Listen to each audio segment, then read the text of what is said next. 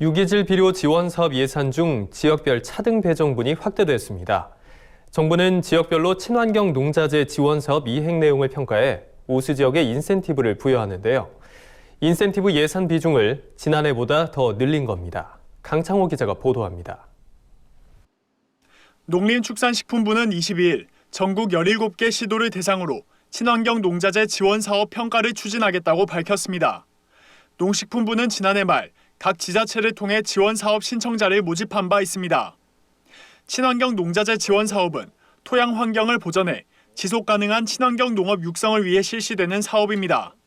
유기질 비료와 토양 개량제 지원을 핵심으로 합니다.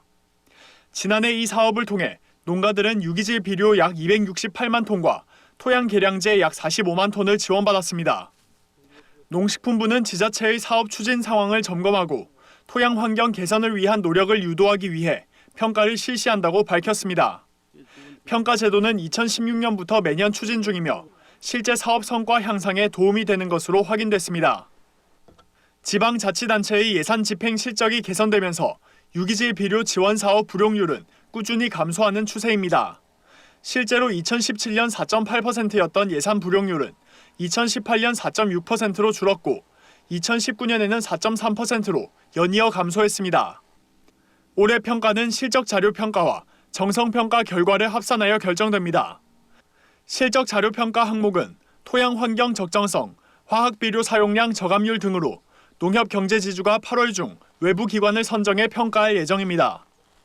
정성 평가 항목은 지자체의 노력, 단체장의 의지 등으로 구성되며 농식품부가 10월 중 전문가 등 5인 내외로 위원회를 구성해 서면 또는 현장 심의를 통해 평가됩니다.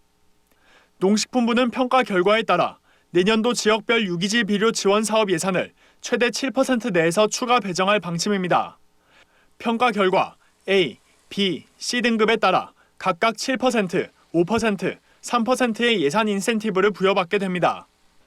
이를 위해 농식품부는 유기질 비료 지원 사업 예산 중 5%를 차등 지원 예산으로 별도 배정했습니다. 2019년의 경우 전체 유기질 비료 예산 1,341억 원의 4%인 54억 원을 인센티브 예산으로 배정해 지자체별로 차등 지급했습니다. 농식품부는 친환경 농자재 지원 사업 평가를 통해 보다 효과적인 토양 환경 개선이 기대된다고 밝혔습니다. 그러며 각 지자체의 성과 제고를 위한 노력을 당부했습니다. 지자체의 토양 환경 개선을 위한 노력을 유도하고 또 장기적으로는 우리나라 농지의 생산성을 향상시킬 수 있을 것으로 기대됩니다. 각 지자체에서는 평가 준비뿐만 아니라 평소 사업 성과 제고를 위해서도 꾸준히 노력해 주시기를 당부드립니다. 한편 평가 결과는 올해 12월 중 발표될 예정입니다.